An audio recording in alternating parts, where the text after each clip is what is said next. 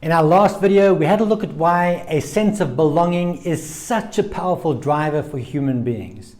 How our brains are deeply obsessed with it, in fact, hardwired to be consistently on the lookout for signals of safety and belonging, and the enormous benefits of making this a priority in your organization.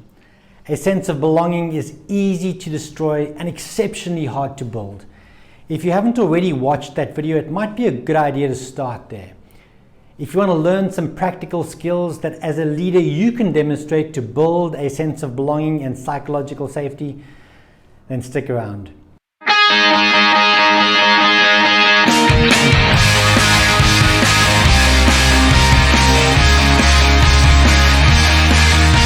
My name is Eddie Boertes. I'm the founder of Leadership.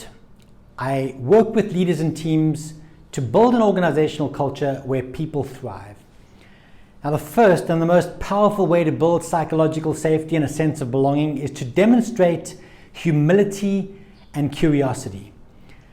As leaders, it is our natural tendency, by virtue of our position and our experience, to want to always appear competent, to have all the answers and to hide our weaknesses. If you want to create a place of safety, a place where people really feel like they can belong, this is exactly the wrong move. In a volatile, uncertain, complex, and ambiguous world where change is happening faster than at any other time in history, we can't possibly have all the answers. Our leaders face two kinds of challenges: technical challenges and adaptive challenges. Now, technical challenges are those kinds of challenges that are related to our field of expertise, and in many cases, experienced leaders can merely refer back to past experience in order to solve these kinds of challenges. Adaptive challenges, on the other hand, are the kinds of challenges that leaders have never seen before, the product of this VUCA environment that we live in, volatile, uncertain, complex, and ambiguous world. And because we've never seen these kinds of challenges before, we can't merely go back to our past experiences to solve them. Think COVID and the numerous kinds of challenges that we didn't know how to navigate through then, and we still don't know how to navigate. The best leaders don't try and bullshit their way through these kinds of challenges.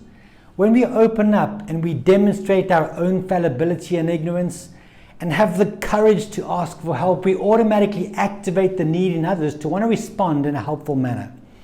When we demonstrate curiosity by asking questions like, what am I missing here? Or, show me why this idea won't fail, we create a safe place for ideas. Empathy has been described as one of the most important skills for leaders in the 2020s and is practical skill number 2. This is the ability to genuinely demonstrate that you understand the feelings of others, that you're able to see the world through their lenses without judgment and without evaluation. As a leader, you have a huge impact on how your employees feel.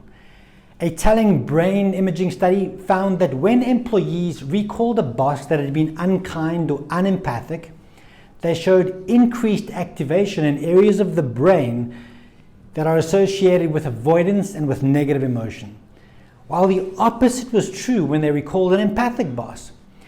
Other research suggests that leaders who demonstrate compassion and empathic concern towards members of their team build individual and collective resilience in challenging times.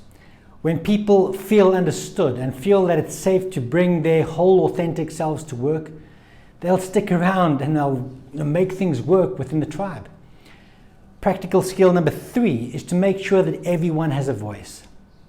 This is easy to talk about and it is hard to accomplish. It requires great awareness to notice those that are quiet, and it requires great skill to invite participation in a way that people don't feel awkward. It is our natural tendency to give airtime to those individuals with the loudest voices. And we need to be conscious of scanning the environment to ensure that those who are the most quiet and often the most thoughtful are given a platform to share their ideas. This is massively important to create a sense of belonging. Practical skill number 4 is to express gratitude and appreciation. In a study by Adam Grant and Francesco Gino, subjects were asked to help a fictitious student named Eric to draft a cover letter for a job application. After they'd helped him, half the respondents received a thoughtful and thankful response from Eric, and the others received a kind of neutral response. The subjects then received a request for help from a different student named Steve. Those who had received messages of gratitude from Eric were more than twice as likely to help Steve. If you observe the best leaders, you will notice that expressing gratitude to team members is always a top priority. It creates bonds of connection and bonds of belonging. Practical skill number 5 is to help people to understand that failure is a necessary step in the process of achieving success. The only way that we can get people to work on big, risky things is to make it safe for them to fail. Unless you actively make it safe, people will seek to avoid failure. Innovation and learning is impossible to create in the absence of psychological safety. Ed Catmull at Pixar consistently reminds his animators that movies always start out badly, and that stunning success only occurs if you're willing to confront the bad along the way to achieving the good. Our practical skill number 6 is to help people to see a future of what could be, to see a future in the tribe. The Johnson City Cardinals are the lowest ranked minor league team that are part of the St. Louis Cardinals, who are a major league baseball team that are known for their culture. One day on a bus belonging to the minor league team, one of the coaches sitting in the front row gestured up to the television set where the big league team was playing. You know that picture? Players on the bus looked up to the screen to see the heroic figure of Trevor Blumenthal wearing a perfect white uniform. He had become a dominant relief pitcher for the Cardinals and had featured in the World Series the year before. 3 years ago, the coach said, he was sitting right in the seat where you are now. And that's all he had to say. It was simple, but it was powerful because it allowed the players to connect the dots between where they were now and where they were headed. One last practical way to build safety and belonging is to ask your employees about moments where they felt that they belonged and moments where they felt that they didn't. One of the world's largest asset management firms undertook this exercise in preparation for a leadership offsite. They recorded employees in their own voices and then had the firm's leadership team listen back in the dark, allowing them to truly hear and internalize their colleagues' sentiments. The result was a breakthrough conversation where most senior executives shared their own stories and decided then and there to make belonging a core element of their culture going forward. It allowed leaders to hear the voices of those in the organization and to get a sense of what people were feeling, and allowed those sharing those voices to feel heard.